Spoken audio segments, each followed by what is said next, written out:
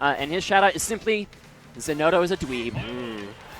And that message is endorsed by Anti. All right. Brought to you in part by, baby. Here's the stage striking order that took place. It looks like we will end up on Final Destination here for Game 1. And let's get right down to business. In Control Gaming, Seagull Joe on the left side of your screen. And Shuton, the Olimar main, on the right. There it is. Okay, Seagull Joe wasting no time making quick work of the Pikmin here. Uh-oh, not a good spot to be in, though. Quick grab combo coming out here. 2 up airs. Threw the wrong one that time. The blue one's for the grab, if I'm not mistaken. Oh, but the blue one is out, so now it matters not. You want those grabs at a later percent. Like having the back throw for blue Pikmin does the most damage, does like 15%. And then the blue up throw is the only kill throw that Olimar still has. Speaking of a lot of percentage put on the board, can we talk about that purple Pikmin in that back air? Seagull Joe at a very uncomfortable 72%. Purple Pikmin does the most damage and most knockback of any Pikmin in Olimar's arsenal, and it's going to come in the clutch here because it has very good projectile priority on that side B as well. There it is. He throws another purple Pikmin, gets a little too spontaneous and comes in, overextends. Seagull Joe not being able to find a follow-up opportunity here, though. Oh, but he's going to pay for that dash attack. The return serve with that forward smash is going to cost Seagull Joe his stock. Well, you got to go fast. You got to go fast, baby. That cross-up dash attack, you can sometimes get away with it on characters who can't punish it very hard, but that is a very strong punish coming out from Olimar. Now this line is super dangerous from Shuton. He's got 2 purples and a blue. Big damage can come out here. Absolutely. Looking to leave Sonic here. Blue and purple. All right, here we go. Nice. Throws the purple Pikmin. Trying to catch the overextension there. Okay, gets to throw. Nice tech. Oh, the blue one's out of the picture.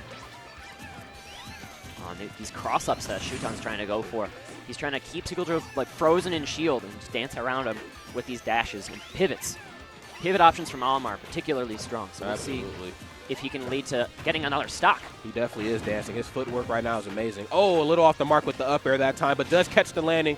Gets a back throw opportunity. Now Olimar is a sitting duck off stage. I'd like to see Seagull Joe apply a little bit more pressure. Oh, that's enough. Okay. And the Sonic Tims do it. Gotta go fast, my guy. Olimar is particularly light. He was a middleweight in Brawl, but in this game he got a little bit of weight nerf between the games. Sturmy stats, I'm telling you, man. Shuton, again, he's got the blue and the purple. He's going to pluck a red. That's going to help him add a little bit more damage here in this back throw. Look at that. It does like about 14, 15%. That was a meaty back throw. Oh, a little off the mark with the down smash that time. Don't get too close. I'm plucking Pikmin here. Now we are at blue up throw kill percent here. But instead he's going to get the up air, catch him landing. Shuton going up game 1. Oh, my goodness.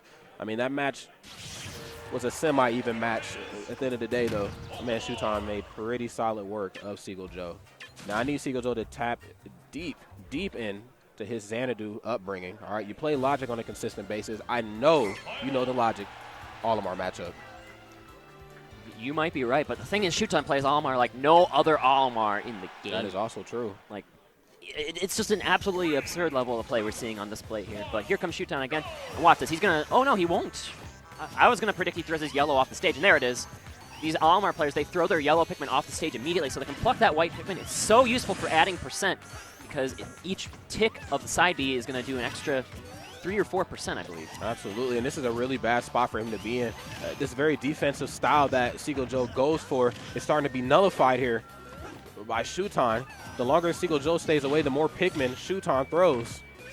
Just tacking on that very fine and minuscule damage. Spin dash going to clear out that yellow Pikmin.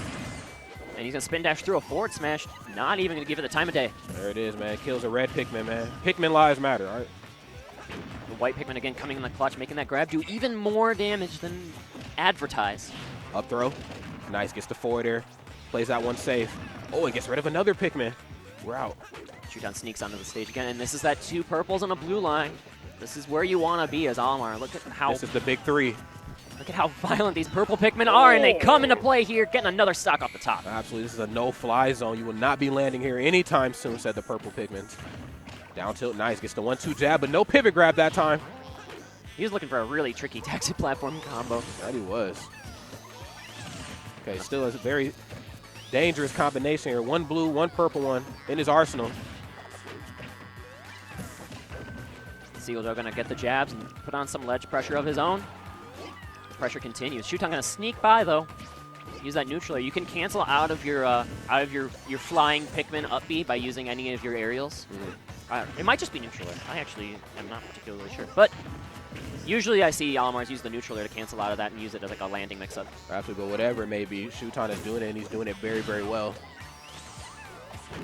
Oh, nice, using the up air to give himself some stage coverage. Makes it back, and then, oh, nice, the backer takes out another Pikmin.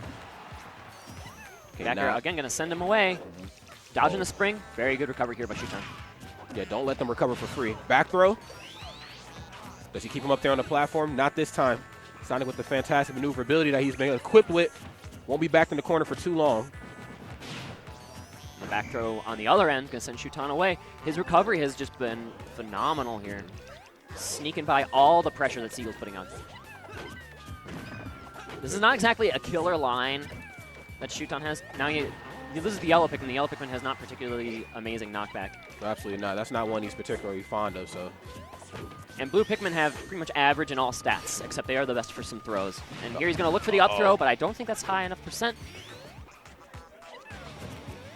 Just tags that white Pikmin on for just a little bit of extra damage. Yeah, there it is, and he's using the backer there to give himself more coverage. That throw is going to do it, and he puts a point up on the board for himself. 131%.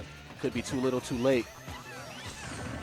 Going to be looking for a smash attack with this red Pikmin and throwing the yellow Pikmin off the stage once again immediately in a pivot forward smash. Baits him with the Pikmin pluck. Seagull Joe thought he could punish, but the pivot F smash met him, and that was his doom. It seemed like Seagull started to figure things out there towards the tail end. You know, that first match was kind of like a body bag. That first stock kind of slipped away from him, but towards the tail end of that match, I think he started to adapt a little better. I'm excited to see what Game 3 has in store for us.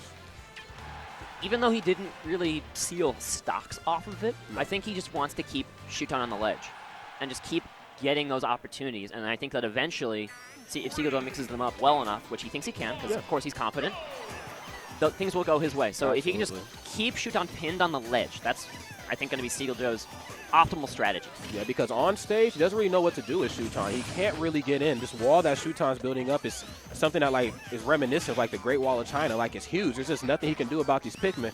But what he's trying to do is he's trying to capitalize on Olimar's biggest weakness, and I believe that is like his off-stage presence. And he's slowing things down here. I think he was maybe approaching a little too aggressively. So we see him retreating and naring these yellow Pikmin, but that's actually going to be a bait and punish from Shuton.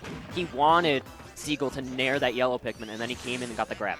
And that was almost a scary situation there just a few seconds ago. He used that upper to give himself some coverage, but he hit Shuton. Shuton wasn't quite positioned well enough for that dare, but if that happens again, I can't say the same may happen. Trying to dare out a shield here is Shuton. That's an interesting little option. And no, there's Seagull going for another big read. Not going to find the dare, but keeps the pressure on the ledge. And there it is! Ooh. Not enough. Shuton gets the 2 count. Probably the closest I've seen this match yet. Oh, spot dodges the forward smash that time. That was a gutsy spot dodge from Shuton. That really was. No fear. Okay, not able to punish Seagull Joe's landing options there. Very nice. He makes it back towards center stage. Uncontested. Does he get in? Now it's Shuton's turn to slow things down, but ooh, the back air. Hitbox may be extended by the Pikmin that was on Seagull. When your Pikmin work against you. Very unfortunate.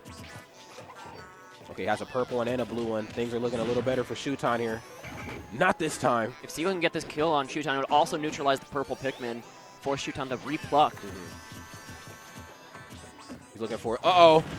That's gonna do it, and unfortunately, Seagull Joe loses his first stock. This is not a good spot for him to be in here. Gonna put on pressure with the down throw. Not gonna find anything out of it, though. And ooh, combo one out of the purple Pikmin throw. Excellent play from Shuton again. Absolutely. Gets another grab there. Always on the mark with those. He's pivoting. Shuton's ground game is one of the best. Yeah. Olimar physically may not be the longest character in the book, but when he has those blue Pikmin in his arsenal, things get very, very scary for the opponent. Okay, nice. Seagull Joe not really knowing how to approach.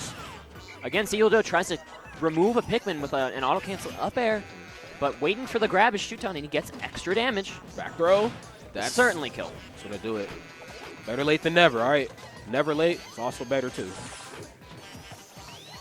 But Seagull has no choice here. He is down 72%. In, again, another match with a winner's bracket on the line. as they all will be, of course. There it is. And the dare sending him sky high at 108%. He's up there on that platform, and Shuton's wasting no time applying a lot of pressure. Shuton. Uh-oh. Ooh. Up throw. Nice. Plays it safe. Taking a quick confirmed damage. Sneaking in that back air, Shuton almost enough to take Seagull off the top. Or sorry, off the side.